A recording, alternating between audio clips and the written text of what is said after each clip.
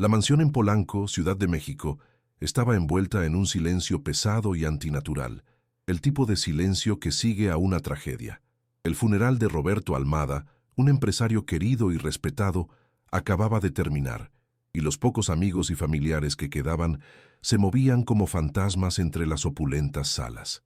En el centro de este universo de dolor estaba su hija de 10 años, Elena, una pequeña figura vestida de negro, perdida en un mar de adultos.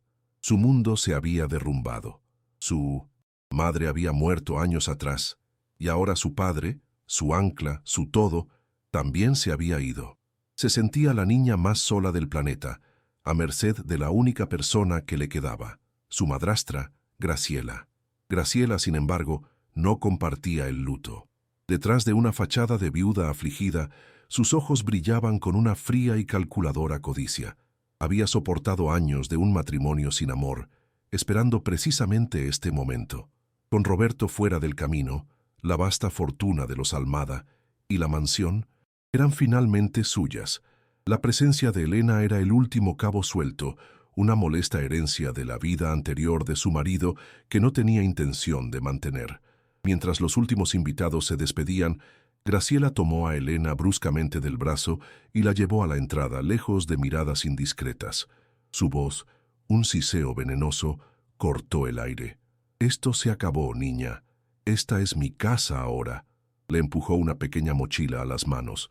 Dentro, Elena encontró un par de cambios de ropa y su osito de peluche. «Ya no eres bienvenida aquí. Llama a un orfanato o a quien quieras, pero no quiero volver a verte». Las lágrimas corrían por las mejillas de Elena mientras miraba, incrédula, a la mujer que su padre había amado. «¿Pero a dónde iré?», sollozó. «Ese no es mi problema», respondió Graciela, abriendo la pesada puerta principal y empujándola hacia la fría noche. «Tu padre está muerto. Ya no tienes a nadie». La crueldad del acto, en el mismo día del funeral de su padre, era de una inhumanidad abrumadora. Elena, temblando, se encontró sola en los escalones de la que había sido su casa toda la vida, pero justo cuando la puerta comenzaba a cerrarse, una figura alta e imponente la bloqueó.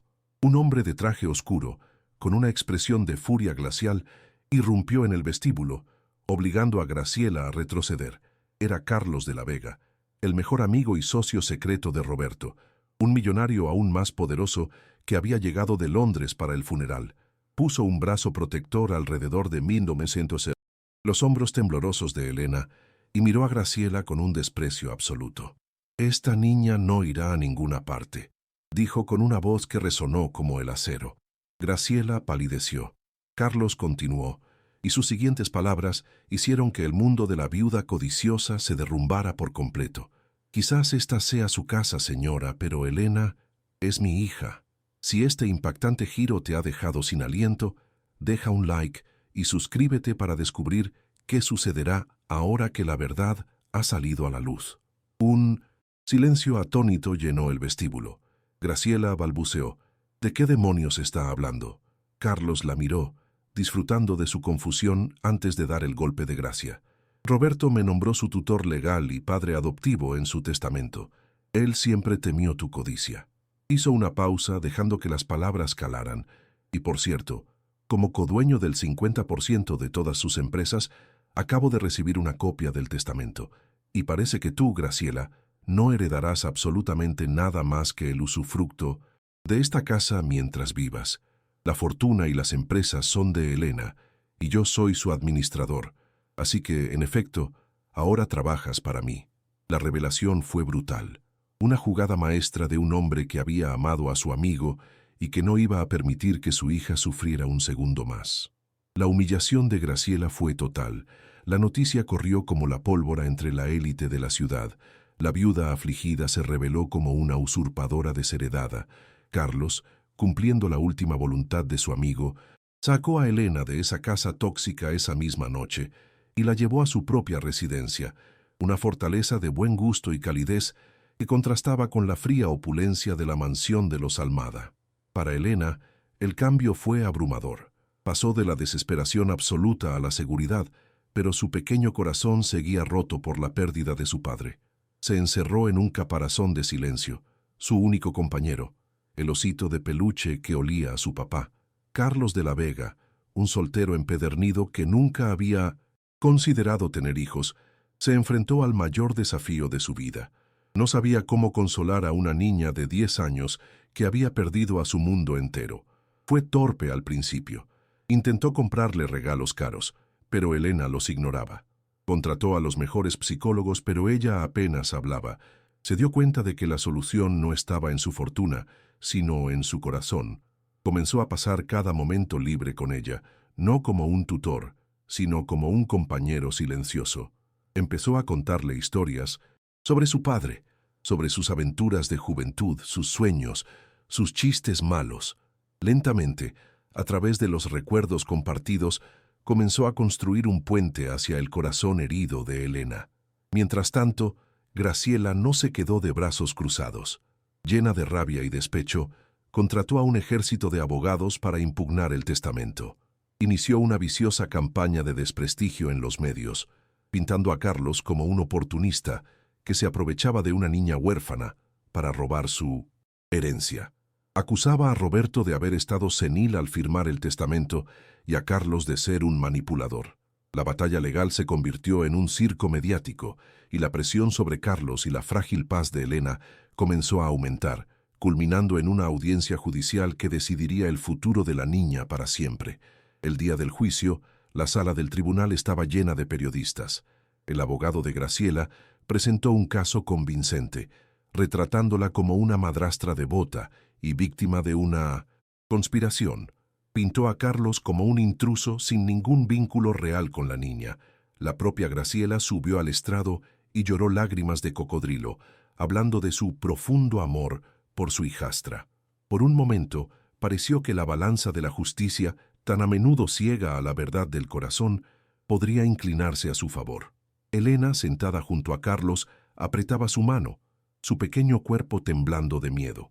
El abogado de Carlos, un hombre sereno y experimentado, esperó pacientemente a que terminara el melodrama. Cuando fue su turno, no llamó a ningún testigo. Simplemente se dirigió al juez. «Señoría, tenemos una última pieza de evidencia, un testimonio del único hombre cuya opinión realmente importa aquí, el propio Roberto Almada». El abogado de Graciela objetó, pero el juez, intrigado, permitió que se presentara. Una gran pantalla descendió en la sala del tribunal, y el rostro amable y sonriente de Roberto Almada la llenó, grabado semanas antes de su inesperada muerte. El vídeo era un diario personal, un mensaje para su hija. Roberto, con una voz llena de amor, le hablaba a Elena del futuro.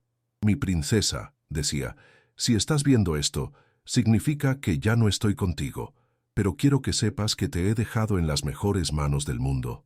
Continuó, hablando de su amistad de toda la vida con Carlos, de su confianza absoluta en él.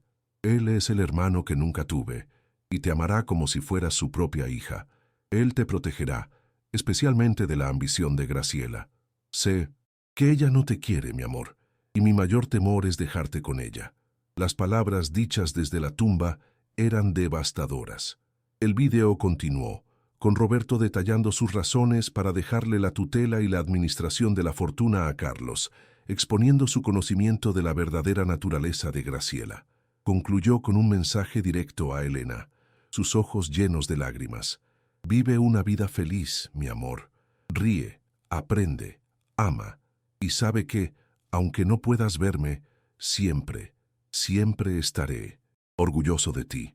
Cuando la pantalla se apagó, no había un solo ojo seco en la sala, excepto los de Graciela, cuyo rostro era una máscara de odio y derrota. El testimonio de Roberto había sido irrefutable. El juez dictó su sentencia de inmediato, ratificando cada punto del testamento de Roberto y concediendo la tutela permanente a Carlos. Desestimó el caso de Graciela con duras palabras, criticando su evidente intento de manipular al tribunal y su crueldad hacia la niña. La batalla había terminado. Carlos y Elena salieron del juzgado, no hacia un futuro incierto, sino hacia el comienzo de su vida como una nueva familia, finalmente libres de las sombras del pasado. La verdad de un buen hombre había triunfado, protegiendo a su hija incluso después de la muerte. ¿Te ha conmovido esta historia?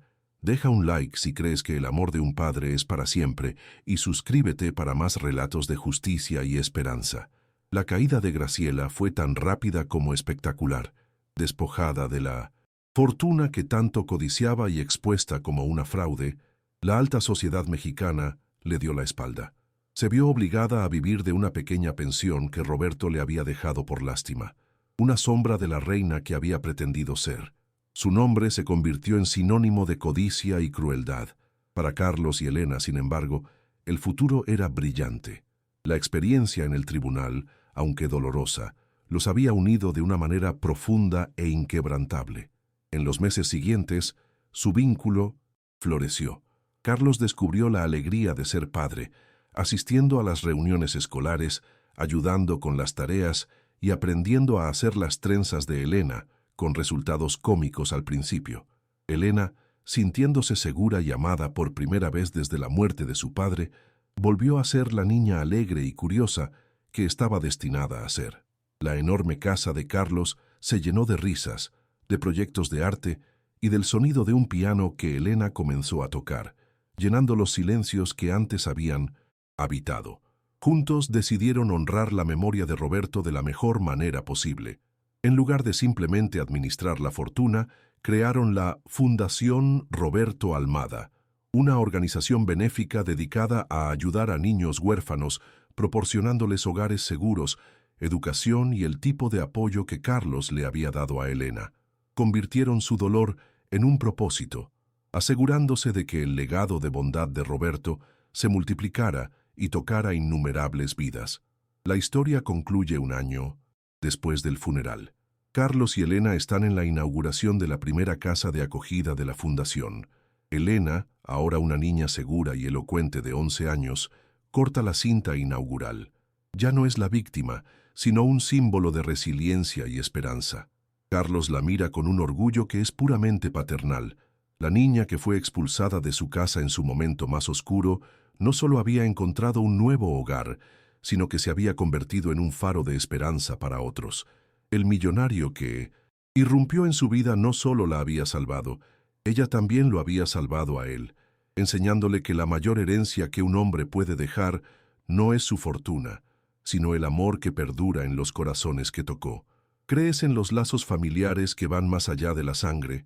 Deja un corazón si crees que el bien siempre encuentra la forma de triunfar. Suscríbete para más historias inspiradoras de amor, justicia y nuevos comienzos. Comenta, el amor de un padre nunca muere. Si esta historia te ha emocionado,